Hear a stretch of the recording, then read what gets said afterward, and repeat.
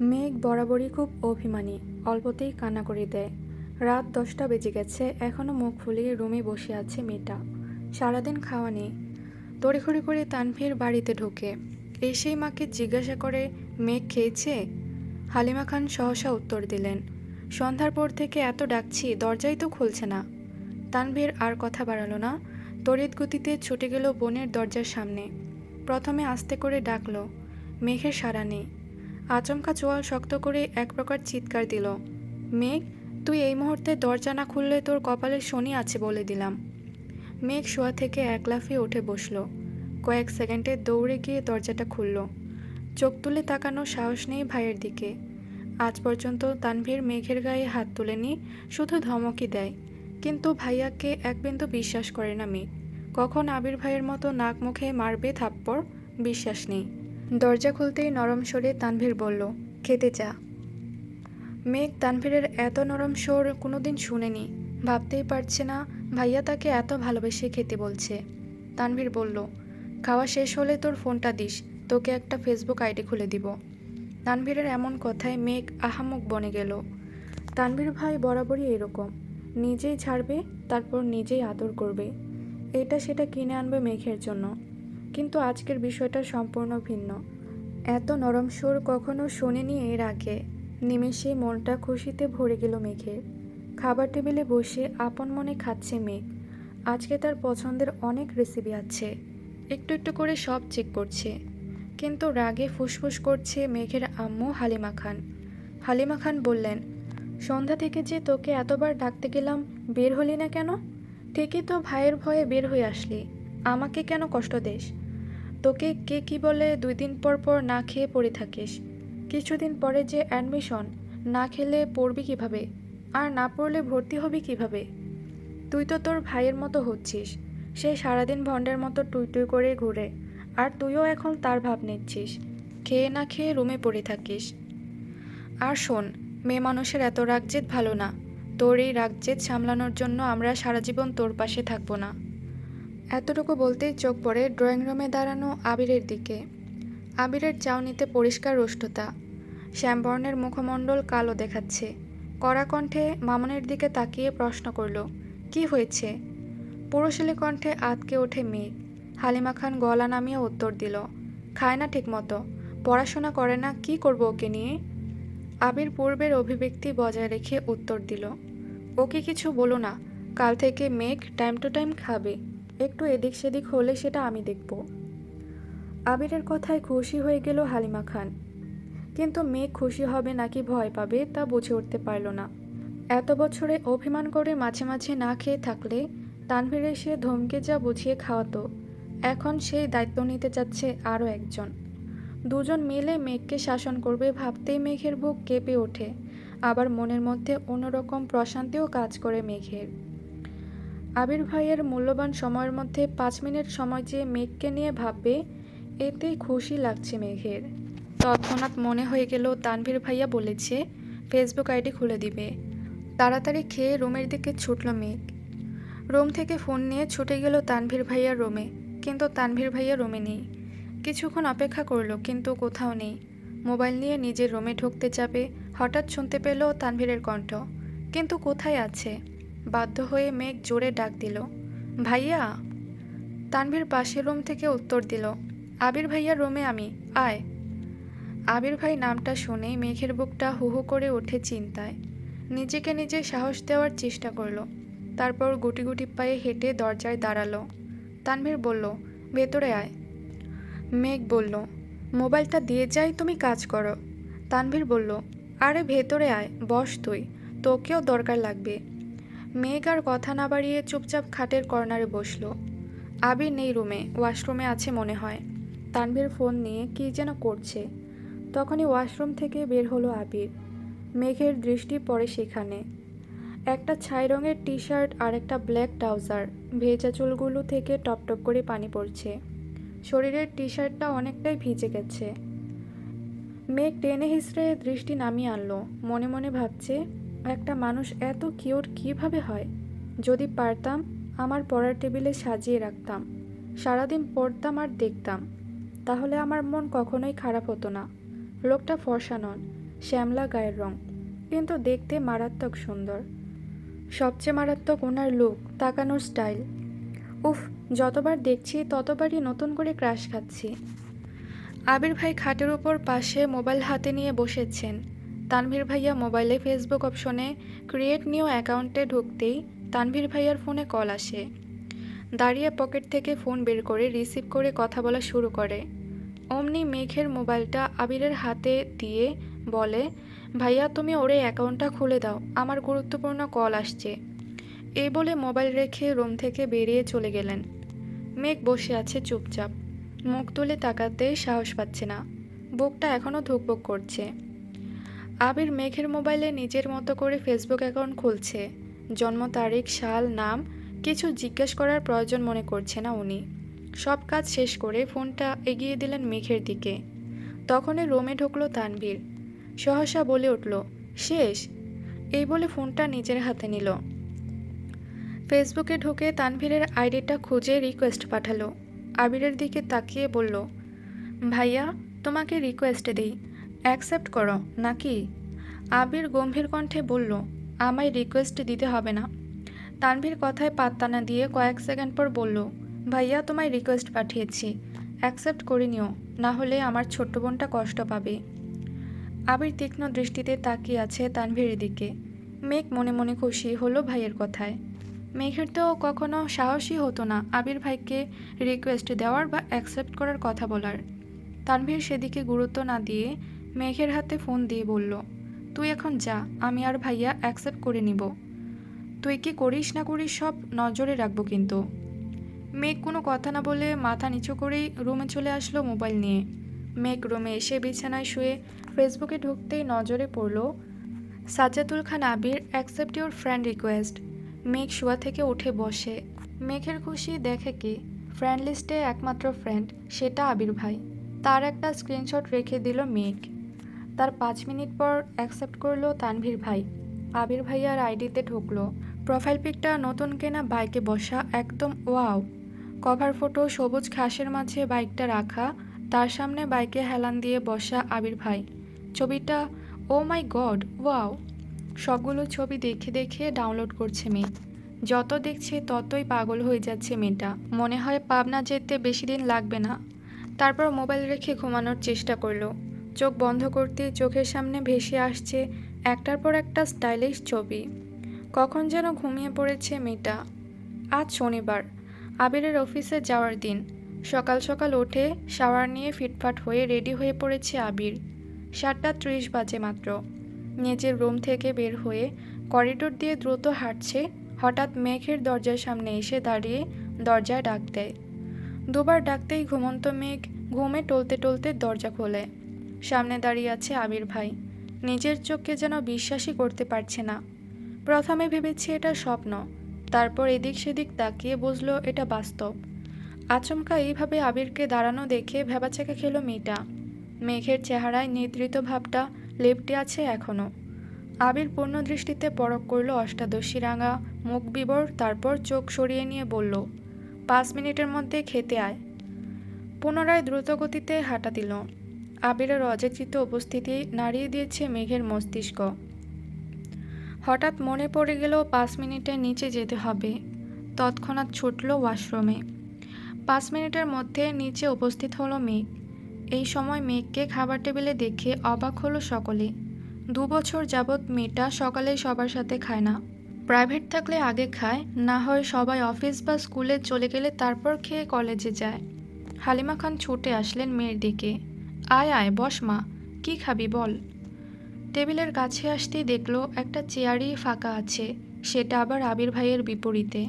কিন্তু এখানে বসার বিন্দু পরিমাণ ইচ্ছে নেই তার, কারণ আবিরের আশেপাশে থাকলে মেঘ কেমন একটা ঘুরে থাকে। মন মস্তিষ্ক সব যেন আবিরের নিয়ন্ত্রণে থাকে। কিন্তু কিছু করার নেই, বাধ্য হয়ে বসতে হলো এই চেয়ারে। আবির মাথা নিচু করে মনোযোগ দিয়ে খাচ্ছে। মেঘ তখন ঘুমে টলতে টলতে আবিরকে দেখছিল রাজপুত্রের মতো, কিন্তু এখন আর সে তাকাতে পারছে না। শীর্ণ বক্ষ ধরফর করছে মেঘের। মনে মনে খুব করে চাচ্ছে একটু তাকিয়ে আবিরকে দেখতে, কিন্তু মনে হচ্ছে কিছু একটা মাথায় চেপে বসে আছে, মুখটাই তুলতে পারছে না। আলী আহমদ খান হঠাৎ বলে উঠলেন, মেঘ মা, আজ থেকে তোমার নতুন টিউটর আসবেন। সারাদিন তো তুমি বাইরে থাকবে, তাই তাকে সন্ধ্যার পর আসতে বলেছি। মেঘ চুপচাপ খাবার খাওয়ার চেষ্টা করছে। বুকের ভেতর যে ঝড় তুফান চলছে তা যেন কেউ বুঝতে না পারে। আবির সবার আগে খাবার শেষ করে বাসা থেকে বের হয়ে গেল। আবিরের পেছন পেছন আলী আহমদ খান, মোজাম্মেল খান ও ইকবাল খানও চলে গেলেন। ইকবাল খান আগেই অফিসে জানিয়ে দিয়েছে অফিস যেন সাজিয়ে গুছিয়ে রাখে। আবির অফিসের সামনে এসে বাইক পার্ক করে অফিসে ঢুকতে গেলেই সিকিউরিটি গার্ড বলে ওঠেন, স্যার, আপনার একটু বসতে হবে।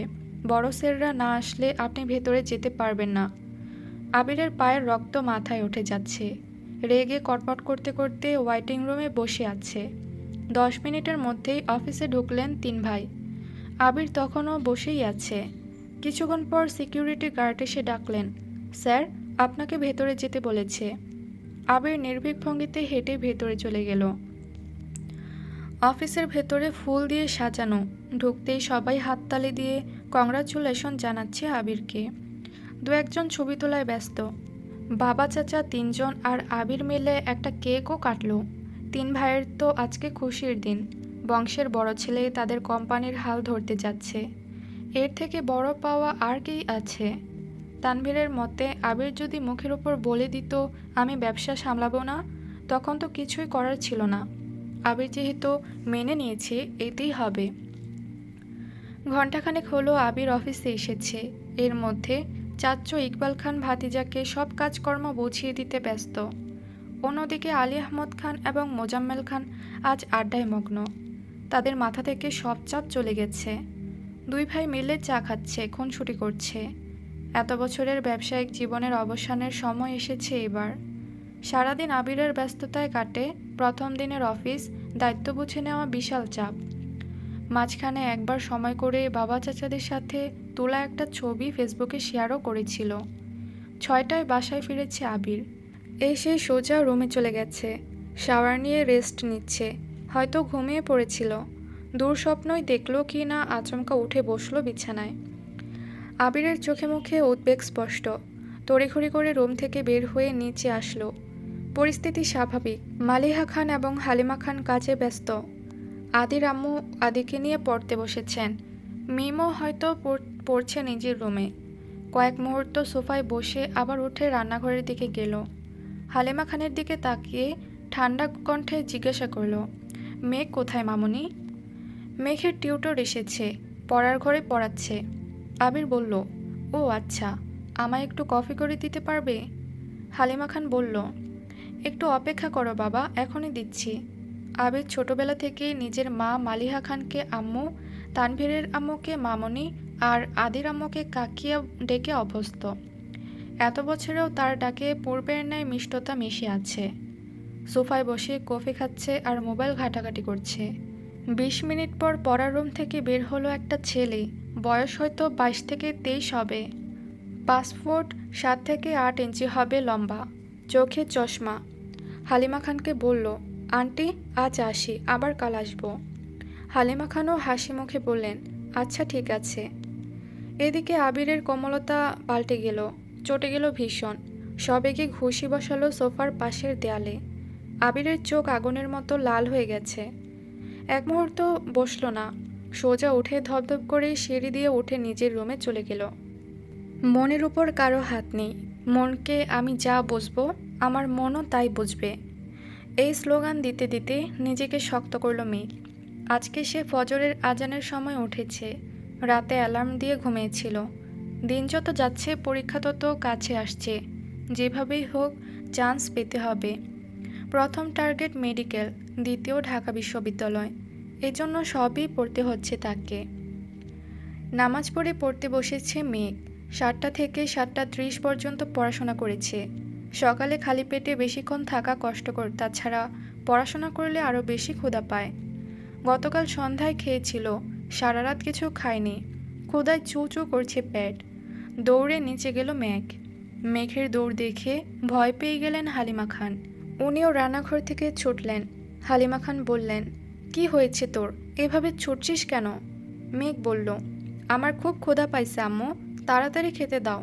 হালিমা খান বললেন, তুই কখন উঠেছিস? মেঘ বলল, ফজরের সময় উঠেছি, তারপর পড়াশোনা করেছি, তাড়াতাড়ি খেতে দাও আমায়। হালিমা খান যেন খুশিতে গদগদ হয়ে গেলেন।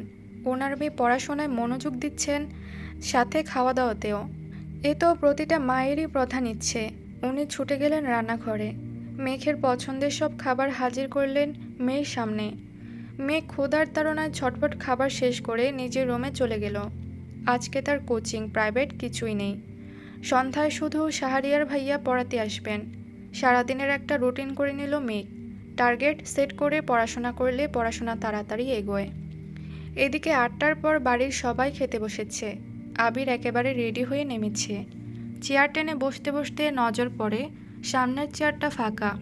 নিষ্পলক তাকিয়ে কয়েক সেকেন্ড স্বাভাবিক হয়ে খাওয়া শুরু করলো। ইকবাল খান জিজ্ঞাসা করলেন, মেঘ কোথায়, ওঠেনি এখনো? হালিমা খান প্রফুল্ল মেজাজে উত্তর দিলেন, ও নাকি সেই ভোরবেলা উঠেছে, পড়তে পড়তে ক্ষুধা লাগছে, তাই কিছুক্ষণ আগে খেয়ে গেল। আলী আহমদ খান শীতল কণ্ঠে প্রশ্ন করলেন, শাহরিয়ার কি গতকাল এসেছিল? হালিমা খান পুনরায় উত্তর দিলেন, গতকাল আসেনি তো ভাইজান, মেঘ অনেকক্ষণ অপেক্ষা করেছে। আলী আহমদ খান স্বাভাবিক কণ্ঠে বললেন, হয়তো কোনো সমস্যা, আজ আসবে নিশ্চয়ই। কেউ আর কোনো কথা বলল না, চুপচাপ খাওয়াতে ব্যস্ত সকলে। কিছুক্ষণ পর খাওয়া শেষে উঠে চলে গেলেন বাড়ির কর্তারা। বসে আছে নাকি 4 ভাই বোন। মিমা রাদি খুনসুটি করে খাওয়াতে ব্যস্ত। তানভীর হঠাৎ আবিরের দিকে তাকিয়ে বলল, ভাইয়া, তোমার কি কিছু হয়েছে? আবির নড়ে চড়ে বসেছে, মুখ গোমরা করে উত্তর দিল, কিছু হয়নি। তানভীর আর কথা বাড়ায়নি, চুপচাপ নিজের খাওয়া শেষ করল। এদিকে নিজের খাবার শেষ করে ফ্রেশ হয়ে আবিরও অফিসে চলে গেল। বাকিরাও নিজেদের কাজে ব্যস্ত হলো। সারাদিনের ব্যস্ততা শেষে সকলেই বাড়ি ফিরল না কেবল আবির। আগামী মাস থেকে আবিরের নতুন কোম্পানি শুরু হবে, সেই কাজেই ব্যস্ত সে। সারাদিন বাবার কোম্পানির কাজ সামলে সন্ধ্যার পর প্রায়ই এসে দেখতে হয় নিজের অফিসের কাজকর্ম। সাথে তার আরও 2জন বন্ধু আছে, একজন রাকিব আর একজন রাসেল। আবিরের পরেই তাদের পোস্ট। আবিরের অবর্তমানে তারাই সামলাবে কোম্পানি। কয়েক বছর যাবৎ আবিরের সাথে প্ল্যান করে রেখেছিল, এটারই পূর্ণতা পেতে চলেছে। এদিকে গতকালের ন্যায় আজও পড়ার রুমে অপেক্ষা করছে মেঘ, কিন্তু শাহরিয়ার ভাইয়া আসার কোনো খবর নাই। এই পৃথিবীতে কারোর জন্য অপেক্ষা করা হলো সবচেয়ে কষ্টের কাজ, এটা মেঘের অভিমত। তাই রাগে ফুঁসতে ফুঁসতে বড় আব্বুর কাছে দাঁড়ালো। আলী আহমদ খান সোফায় বসে কফি খেতে খেতে টিভি দেখছিলেন। মেঘ জিজ্ঞাসা চোখে তাকালো বড় আব্বুর দিকে, তারপর আস্তে করে বলল, ভাইয়া কি পড়াতে আসবেন না? আলী আহমদ খানের মনোযোগ সরল টিভির দিক থেকে। এক পলক তাকালো মেঘের দিকে, তারপর পকেট থেকে ফোন বের করে ডায়াল করলেন শাহরিয়ারের নাম্বারে। প্রথমবার রিসিভ হলো না, দ্বিতীয়বার রিসিভ হলো। আলী আহমদ খান বললেন, তুমি আসছো না কেন, পড়াবে না? শাহরিয়ার শীতল কণ্ঠে উত্তর দিল, আঙ্কেল, আমার জন্য বাসাটা দূরে হয়ে যায়, সময় মেনটেন করাও একটু সমস্যা, তাই আমি আর আসতে পারবো না, সরি।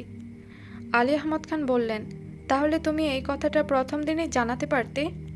শাহরিয়ার গম্ভীর কণ্ঠে উত্তর দিল, একটু অসুস্থ ছিলাম আঙ্কেল, হাসপাতাল থেকে আজই ফিরেছি, আপনাকে সময় করে ফোন দিতাম আমি। আলী আহমেদ খান বললেন, কি হয়েছে তোমার? শাহরিয়ার বলল, তেমন কিছু না, হালকা ব্যথা পেয়েছি, দোয়া করবেন আঙ্কেল, আল্লাহ হাফেজ। আলী আহমেদ খান বললেন, সাবধানে থেকো, আল্লাহ হাফেজ। আলী আহমেদ খান মেঘকে জানালেন পড়াবে না। মেঘ কি বলবে বুঝে উঠতে পারল না, ঠায় দাঁড়িয়ে রইল সোফার পাশে। তখনই সিঁড়ি দিয়ে নামছিল তানভীর। মেঘের কাছে দাঁড়িয়ে প্রশ্ন করলেন, এখানে দাঁড়িয়ে আছিস কেন? মেঘ মাথা নিচু করল, পাতলা অধর নেড়েচেড়ে বলে, শাহরিয়ার ভাইয়া পড়াবেন না আমায়। তানভীর বলল, তাতে মন খারাপ করার কি আছে, মানুষের সমস্যা থাকতেই পারে। মেঘ চোখ তুলে তাকালো ভাইয়ের পানে।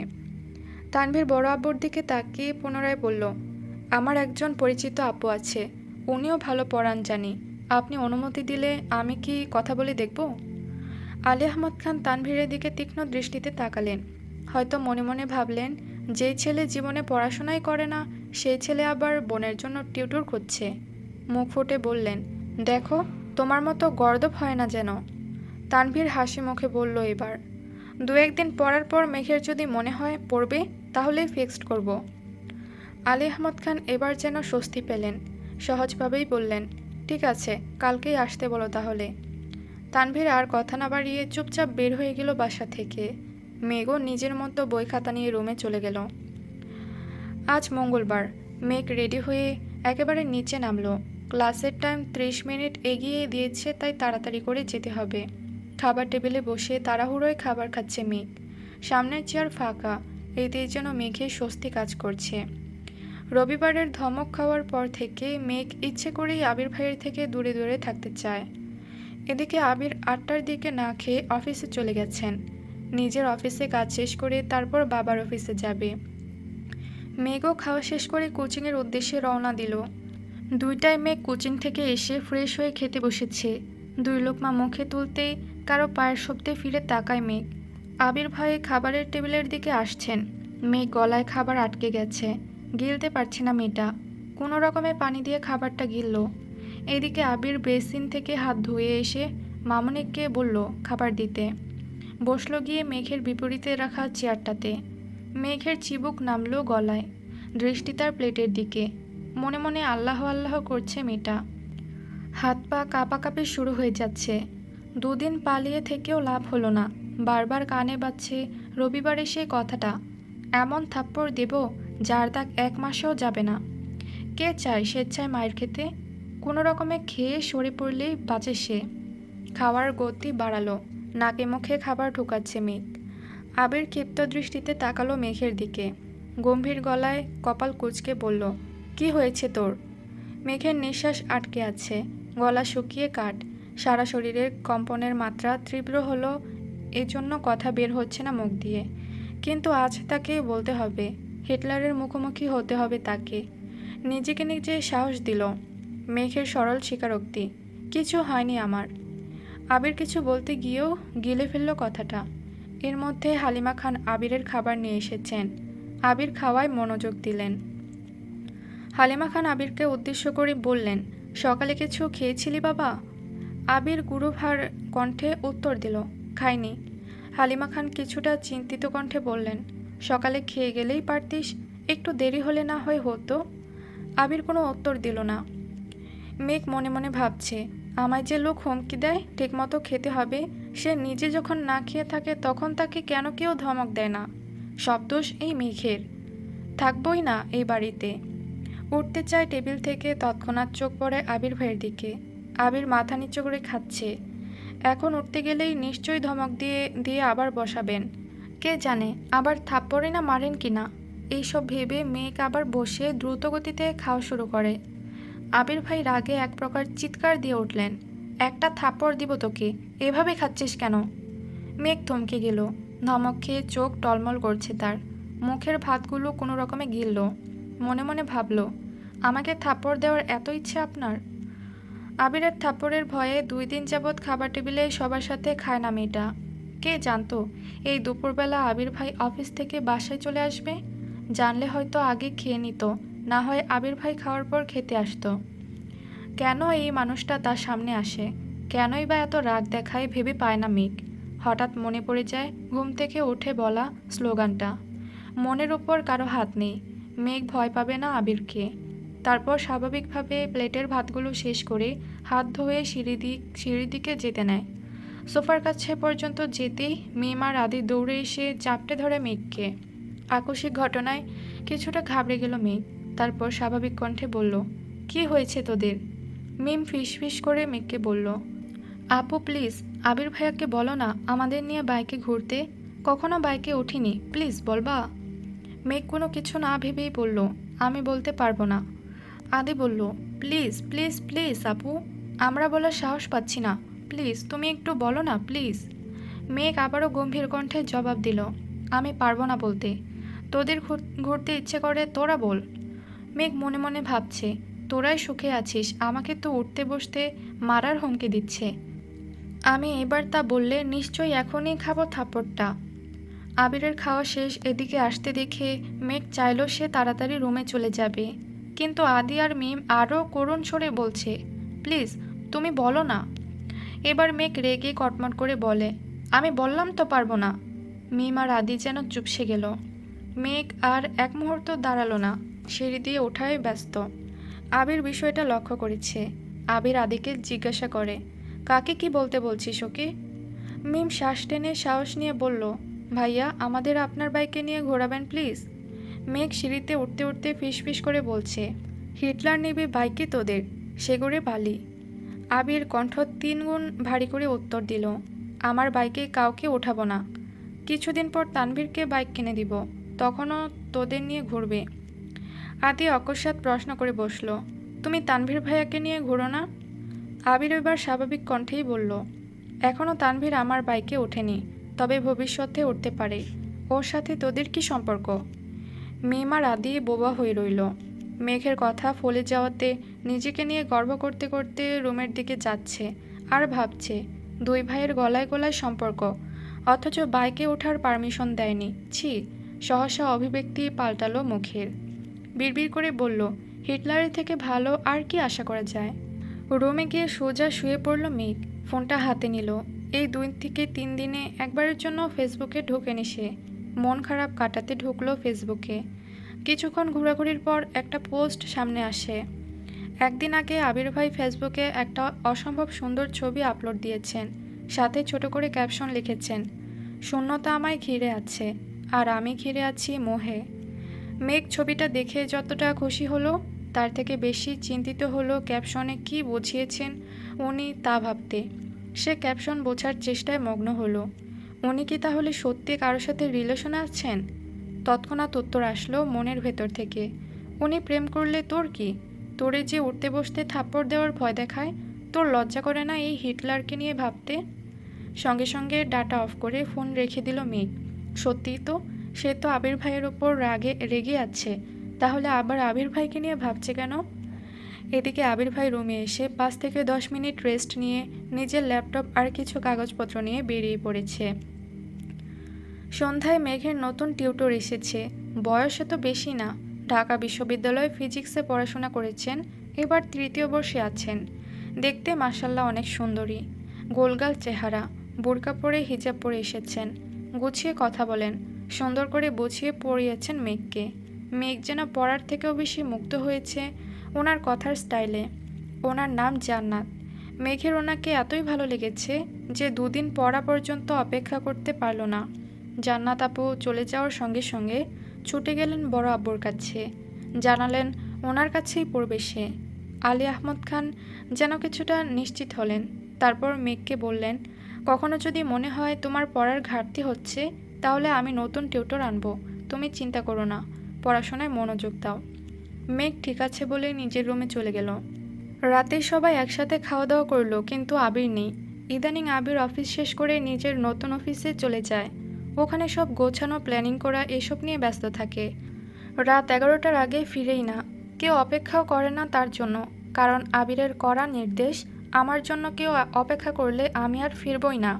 সেই থেকে মা আর মামনি শুয়ে পড়ে। আবির 11টার পরে এসে ফ্রেশ হয়ে নিজের মতো খায়। কেটে গেল আরও 2 দিন। দেখা হলো না মেঘ আর আবিরের। সকালে আবির খেতে আসলেও মেঘ আগে আগেই খেয়ে পালায়। সে আবির ভাইয়ের মুখোমুখি হতে চায় না। মেঘ ছোটবেলা থেকেই খুব আবেগী আর জেদি। অল্পতে কান্না করা তার স্বভাব, আর কোনো বিষয়ে জেদ করলে তা সহজে কাটে না। যেমন সামান্য কয়েকটা থাপ্পড়ের জন্য আবির ভাইয়ের সাথে 9 বছরের উপরে কথা বলেনি একটিবার। আবির ভাই দেশে আসতে মনে অন্যরকম অনুভূতি জন্মানো শুরু করেছিল সবেমাত্র, কিন্তু আবির ভাইয়ের হুমকিতে অনুভূতিগুলো চাপা পড়ে যাচ্ছে। মেঘ নিজেই যেন অনুভূতিগুলোকে মাটি চাপা দিতে ব্যস্ত। কথায় আছে, চোখের আড়াল হয়ে গেলে মনের আড়াল হতে বেশি সময় লাগে না। এজন্য মেঘ সর্বোচ্চ চেষ্টা করছে যেন আবির ভাইয়ের সামনে সে না পড়ে।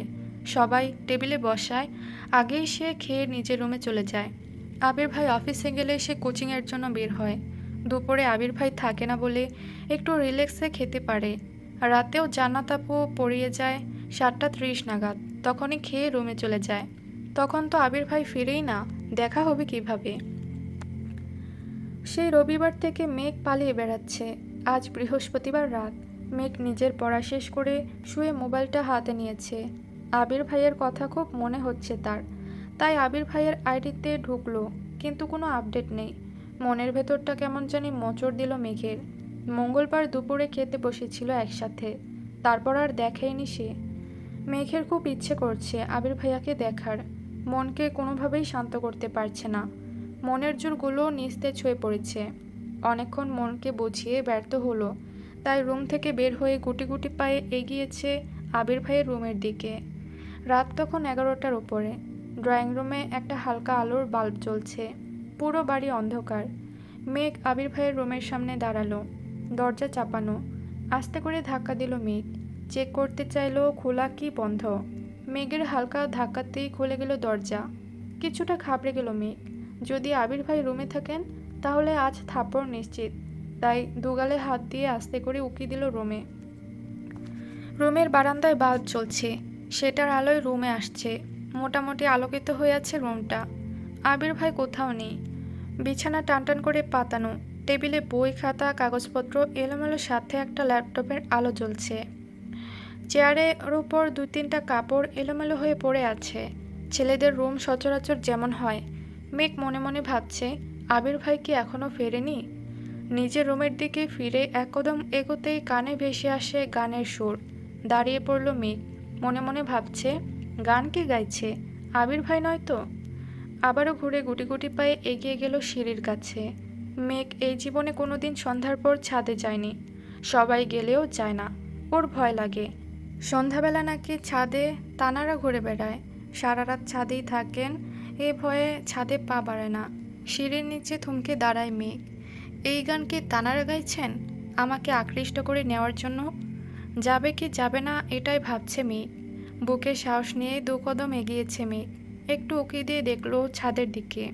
ছাদের গেট খোলা। এটা দেখে মনে সাহস পেল মেয়েটা। তেনারা গান গাইলে গেট খোলার কি দরকার? তারপরও আল্লাহ আল্লাহ করে এগোচ্ছে মেঘ। গেটের কাছে এসে বুকে হাত রেখে উকি দিল ছাদের দিকে। ছাদের এক কর্নারে নজর পড়ল।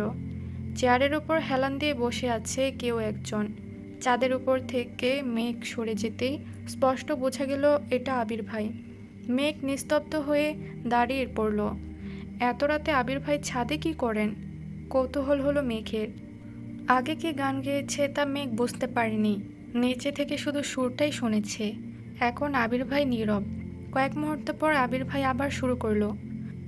ছোট্ট বুকে মেঘ জমিয়ে কেন রে কাঁদিস পাখি, তুই ফিরবি বলে আমি কেমন সন্ধ্যা নামায় রাখি, ছোট তোর ওই ওমের টানায় না কষতে দিবি কি, বুকের ভেতর ঘুলঘুলিয়ে একটা পাখি হবি, তুই বুকের ভেতর ঘুলঘুলিতে একলা পাখি হবি। মেঘ উদ্বিগ্ন নয়নে তাকিয়ে আছে আবির ভাইয়ের দিকে। ছেলেদের গান শিখতে হয় না। তারা খালি গলাতে গান গাইলেও যেন অসম্ভব সুন্দর লাগে। মেঘ মুগ্ধ হয়ে আবিরের গান শুনছে। আবির ভাই একই লিরিক্স বারবার গাওয়াতে গানে মনোযোগ দিল মেঘ। নিজেকে নিজে প্রশ্ন করল মেঘ, এই গান কাকে উদ্দেশ্য করে গাইছেন উনি? আমাকে নিয়ে নয় তো? এটুকু বলতেই মুখে হাসি ফুটে উঠল মেঘের। তৎক্ষণাৎ মনে হলো, উনি আমাকে নিয়ে কেন গান গাইবেন? আমি কে? তানভীর ভাই তো সেদিন বলল আবির ভাইয়ের জীবনে কেউ আছে। তাহলে কি তার কথা ভেবেই গাইতেছেন? সঙ্গে সঙ্গে হাসি গায়েব হয়ে গেল মেঘের। নিস্তব্ধ আঁখিতে তাকিয়ে আছে সে। বুকের বাঁ পাশে হালকা ব্যথা অনুভব হলো। ওনার মনে সত্যি অনেক দুঃখ, না হয় এমন গান কেউ গায়? এর মধ্যে আবির ভাইয়ের গান থেমে গেল। কিছুক্ষণ নীরব থেকে পকেট থেকে একটা সিগারেট বের করে ঠোঁটে ধরলো। আগুন দিয়ে জ্বালালো সেই সিগারেট। এদিকে মেঘের মাথায় আকাশ ভেঙে পড়েছে। নিজের চোখে বিশ্বাস করতে কষ্ট হচ্ছে। আবির ভাই সিগারেট খান? দাঁড়িয়ে থাকার শক্তিটুকু পাচ্ছে না অষ্টাদশী। অকস্মাৎ দরজার এখানে বসে পড়েছে সে। মেঘের জাত শত্রু হলো সিগারেট। যেখানে সিগারেটের গন্ধ মেঘ সহ্য করতে পারে না, সিগারেটের গন্ধে তার শ্বাসকষ্ট হয়ে যায়, সেখানে আবির ভাই সিগারেট খাচ্ছেন। এটা যেন মেঘ মানতেই পারতেছে না। অষ্টদয় উল্টে নীরবে চোখের জল ফেলে অষ্টাদশী, যাকে সে মিস করছিল, এতক্ষণ তাকে দেখার জন্য উদ্বেগ ছিল। তাকে খুঁজে এসে এরকম একটা দৃশ্য দেখবে তা সে কল্পনাও করতে পারেনি। অষ্টাদশীর মনটা নির্মমভাবে হত্যা করেছে আবির ভাই। আবির ভাই অষ্টাদশীর মনে আর বসন্তের ফুলের মতো ফুটবে না। আবির ভাইয়ের প্রতি খুব রাগ হলো মেঘের। রাগের সাথে কান্নার মাত্রাও বাড়তে লাগলো। ছাদের দরজার পাশে বসেই ফুপিয়ে ফুপিয়ে কাঁদছে মেঘ। নিজেকে সান্ত্বনা দেওয়ার কোনো ভাষাই খুঁজে পাচ্ছে না অষ্টাদশী। আচমকা আবির ভাই হাজির হলো মেঘের সামনে। মেঘ তখনও কান্নায় ব্যস্ত। আবির গম্ভীর কণ্ঠে শোধালো, এখানে কি করছিস? এইটুকুই ছিল আমৃত্যু ভালোবাসি তোকে উপন্যাসের পর্ব 6 থেকে 8 পর্যন্ত। ভিডিওটি ভালো লাগলে একটি লাইক দিবেন এবং পরবর্তী পর্বগুলো দেখতে চ্যানেলটি সাবস্ক্রাইব করে রাখবেন।